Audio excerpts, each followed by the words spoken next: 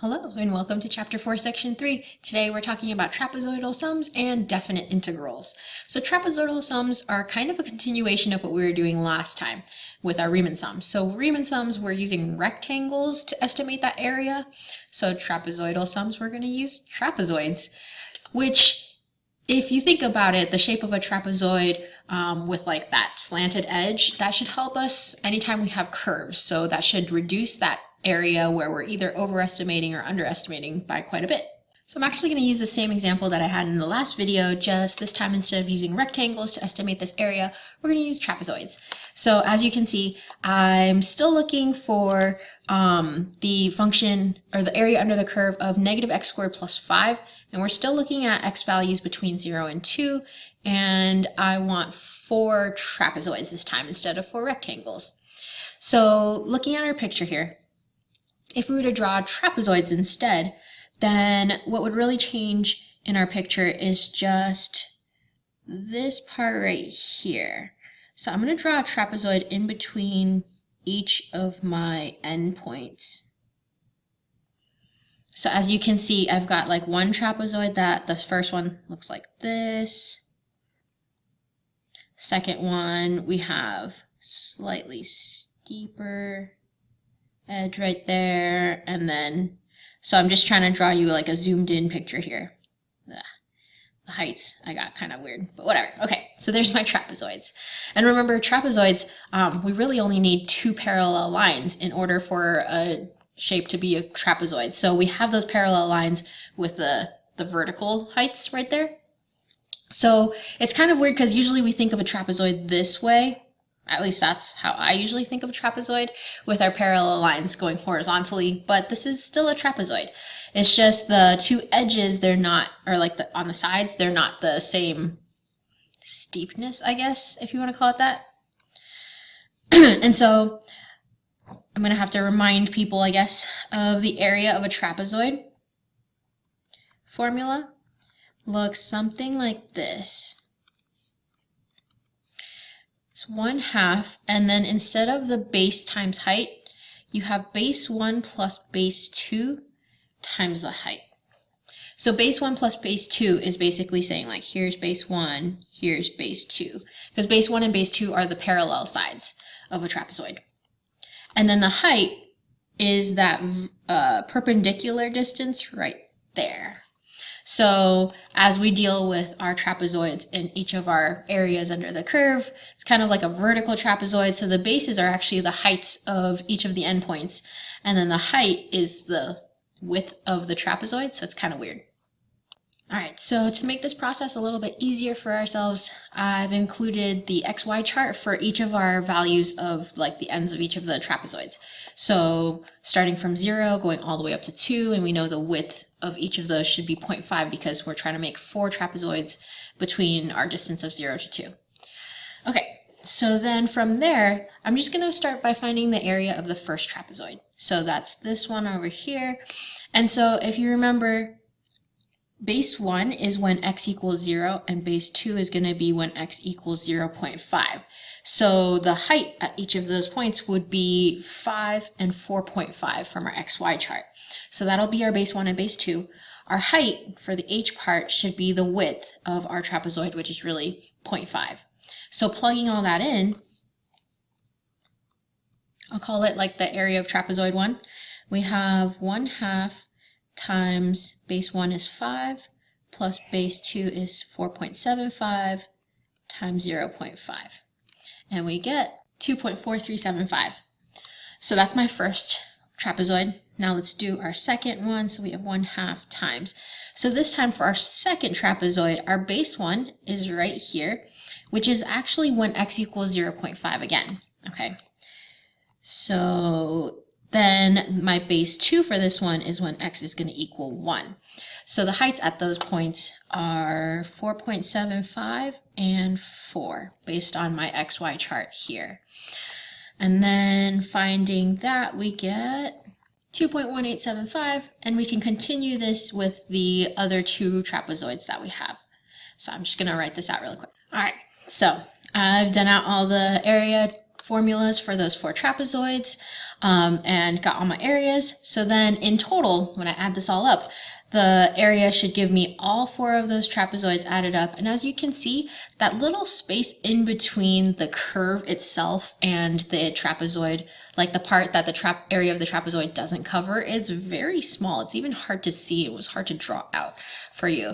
But that's why the trapezoid is actually like pretty dang close to being the most accurate in terms of area. So adding all those together for the trapezoid area, I get 7.25. And so that's how you would find a trapezoidal sum.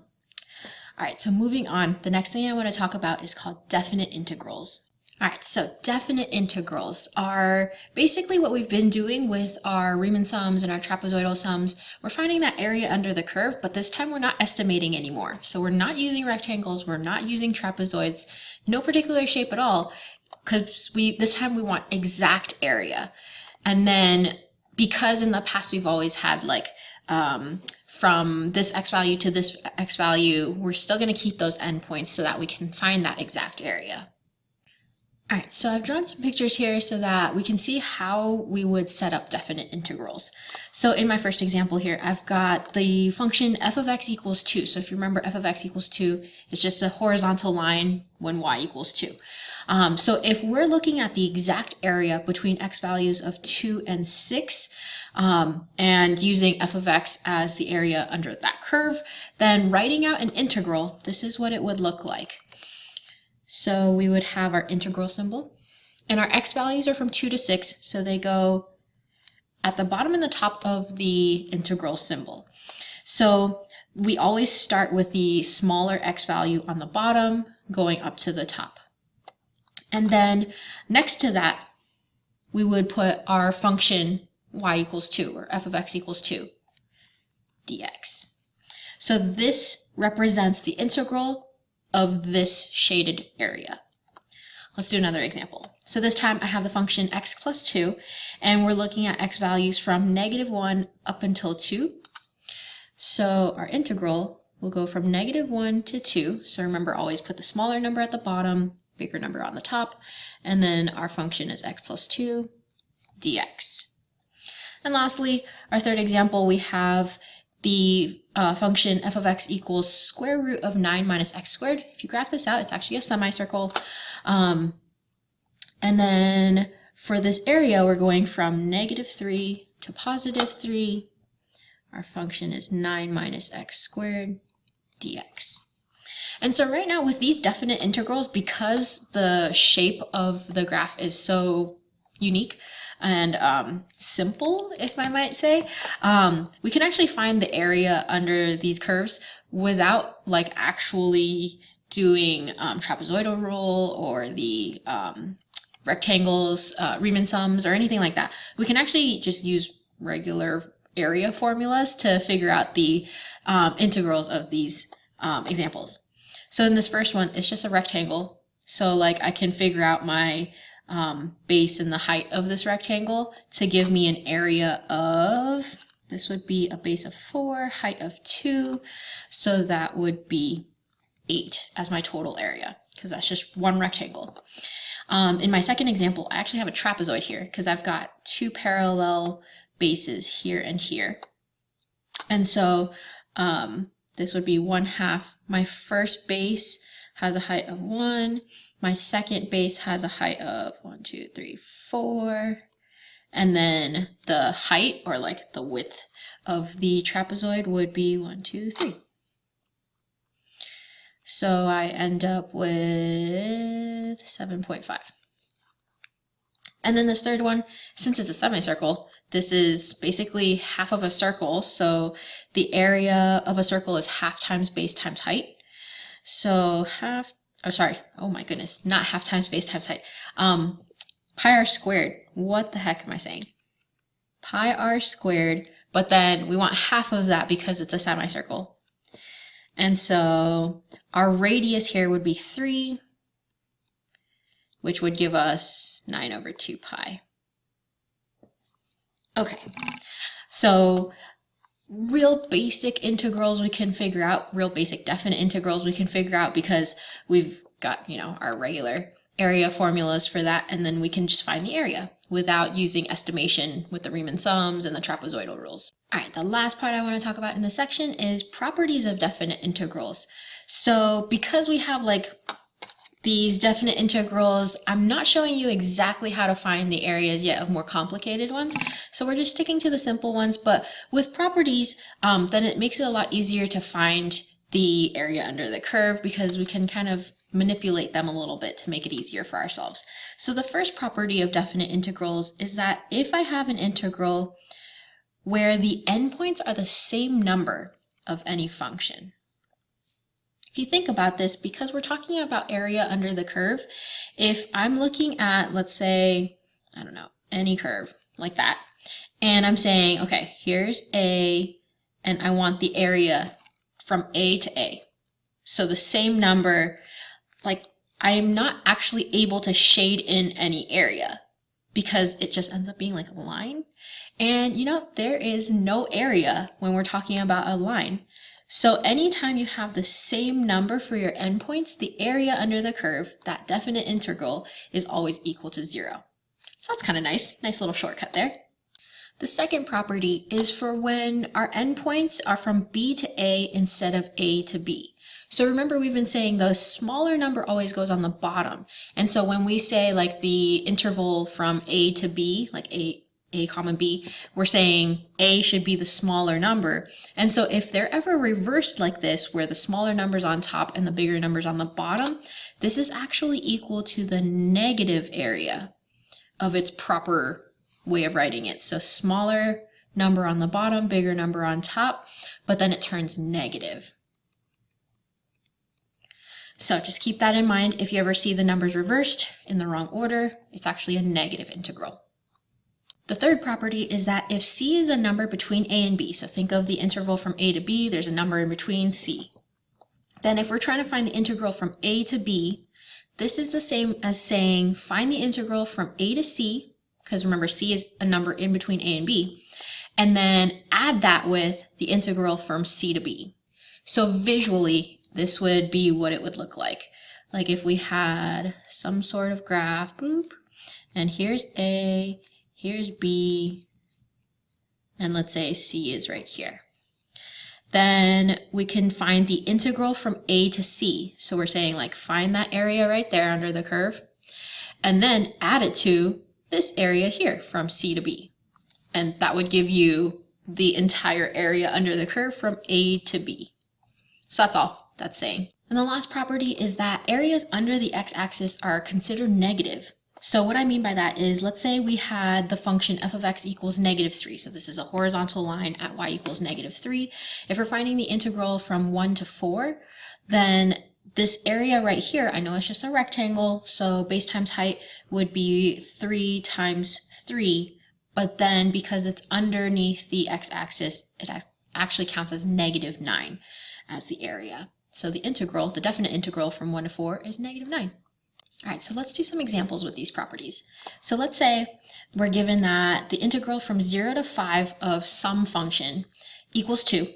From 0 to 7, the integral equals 10, and from 7 to 9, the integral equals 3. So let's first find the integral from 0 to 9. So from 0 to 9 means we're going from 0 all the way to 9. And out of the properties that we have, we're given like 0 to 5 is 2, 0 to 7, 7 to 9. So if I can figure out from 0 all the way to 9, that should give me my total area under the curve. So with this, if I'm trying to find the integral from 0 to 9, I can just add together from 0 to 7 and then from 7 to 9.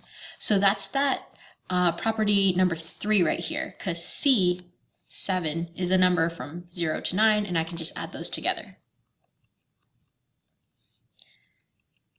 So adding those two together, 10 plus 3 gives me 13, and that'll be my integral from 0 to 9. Okay, another one, let's do, this time find the integral from 5 to 7 of f of x dx. Well here, the only ones that deal with 5 and 7 are these first two. So 0 to 5 is 2, 0 to 7 is 10, but I only want from 5 to 7. So if I can take the integral from 0 to 7 and subtract out from 0 to 5, that'll leave me with just the part that's from 5 to 7.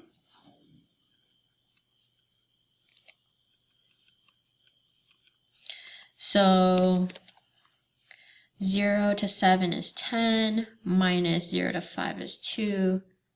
So that means from 5 to 7 equals 8. If that was kind of a weird concept for you, let me show you visually what we've just done. So let's pretend we had some f of x here. And we're saying from 0 to 7, we're saying this area is 10. And let's say 5 is right here.